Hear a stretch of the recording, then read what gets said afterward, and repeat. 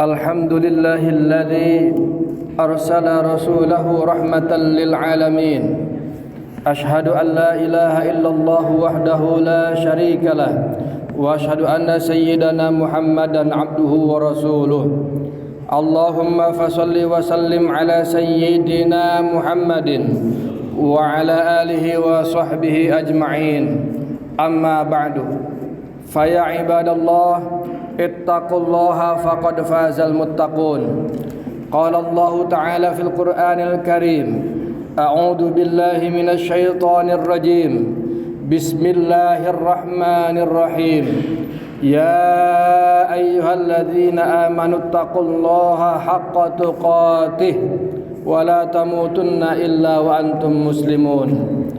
Hadirin sidang Jum'ah rahimakumullah.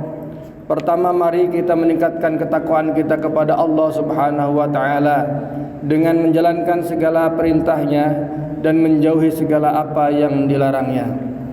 Hadirin rahimakumullah, dalam kitab Sahih Muslim ada satu hadis diriwayatkan dari Iyad bin Himar al-Muj'ashi.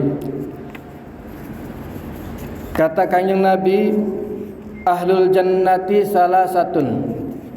Ahli surga itu, penghuni surga, penduduk surga itu ada 3 kelompok, ada 3 golongan. Siapa mereka? Dzu sultanin muqsitin muwafiqin. Yang pertama adalah pemimpin yang adil yang mendapatkan taufik. Lalu yang kedua, warajulin rahimin raqiqil qalbi kulli dzi qurba. Yang kedua adalah seorang laki-laki yang lembut hatinya, penyayang hatinya, lembut terhadap setiap kerabat dekat dan semua orang muslim.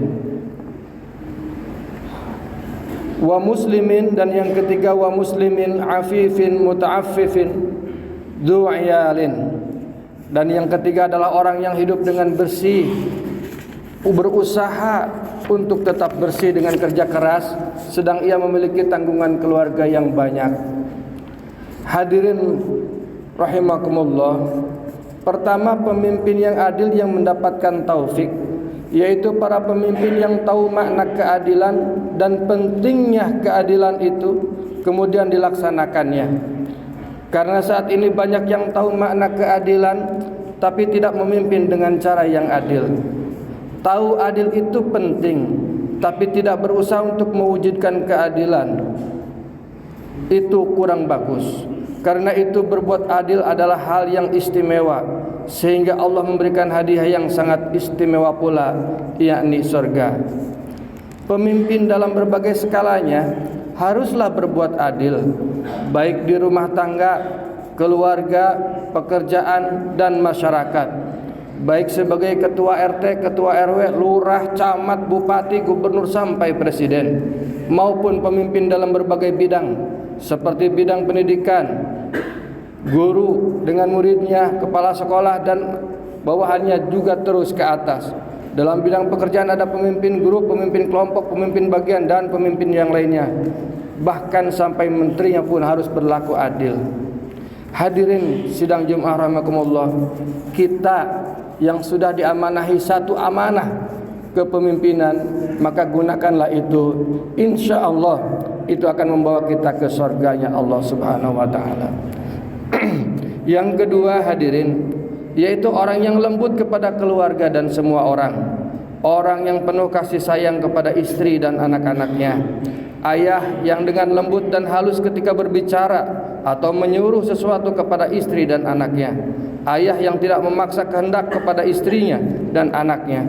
Ayah yang biasa berbicara dengan bahasa yang sopan kepada istri dan anak-anaknya.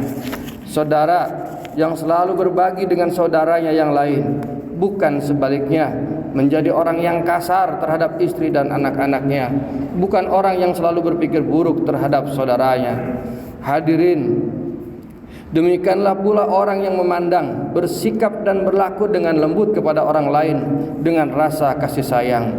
Bukankah Abu Bakar radhiyallahu an memiliki posisi yang teristimewa di hadapan Allah Subhanahu wa taala? Bukan karena banyaknya ibadah, bukan karena hebatnya sedekah, tapi karena lembutnya hatinya kepada semua orang, lembutnya hatinya kepada semua makhluk.